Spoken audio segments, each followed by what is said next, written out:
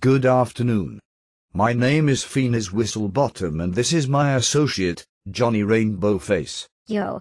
Today we are going to discuss whether or not it's necessary to have your vehicle's oil changed every 3,000 miles. It's not. Agreed. So what now? Not sure. Hey, did you see the season finale of The Killing? Oh, don't get me started on that train wreck of a television show. I wasted 13 hours of my life on that show, which, when you're a cat, is a big chunk of it. We were teddy bears. I only wish that were true. Teddy bears are inanimate objects that are unable to truly get wrapped up in television shows, which I'm ashamed to admit I was with The Killing. I know.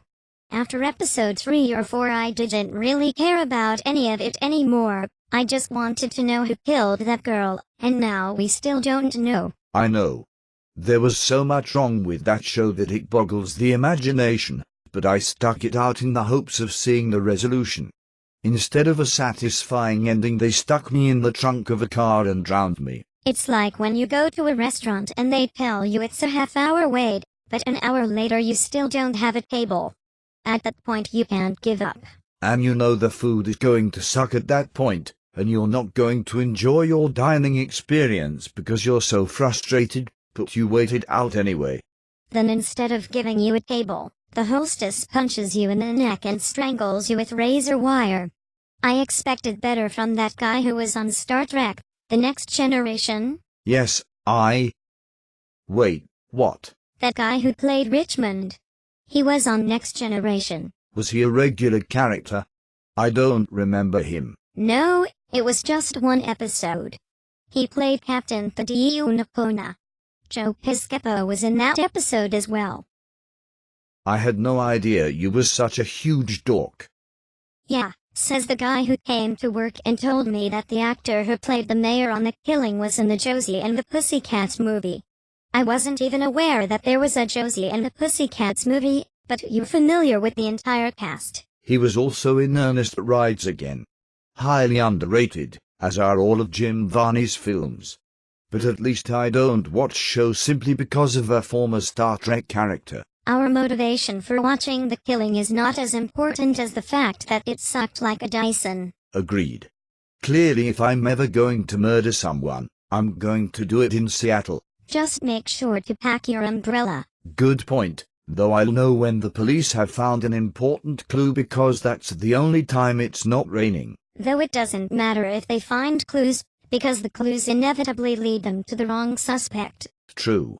The only tangible evidence they ever came up with turned out to be fabricated by the only likable character. We should totally have an episode where we just stand around with pain expressions on our faces. Apparently it makes for good television. I'll start.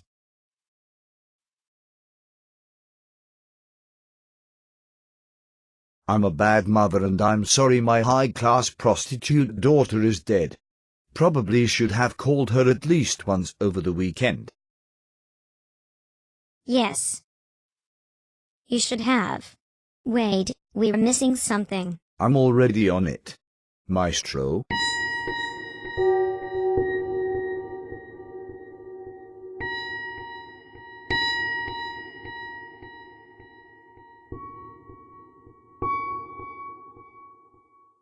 Perfect. Now hand us our freaking Emmy. We probably should have thrown in a dozen red herrings and other loose ends just to throw our audience off the scent. That's a good idea. We are not Phineas and Johnny, mild-mannered public affairs reporting teddy bears. In fact, we are cold-blooded killers. We are. Although the evidence is shoddy at best, an astonishing number of coincidences are in place that assure you we are murderers. Until after you've performed the tiniest bit of detective work which proves that we are not. No, turns out we're possibly human traffickers. But then we were saving innocent girls. But there are other highly likely suspects whose guilt is completely without doubt. Until it is. There, that's 90% of the first season. We should also make sure that this episode ends as a cliffhanger and that nothing is resolved. That would be a great idea, only we never really resolve anything with these short films. Quite frankly, I'm starting to question what the point of them is. They kill some time and provide some much-needed amusement. And we can rest assured that we're turning out a higher quality product than the jackasses who created the killing. That's not saying much. A higher quality product comes out of your dog Wobbsy's rear end like 40 times a day. That's true. They should make a television series out of that. Someone probably already is.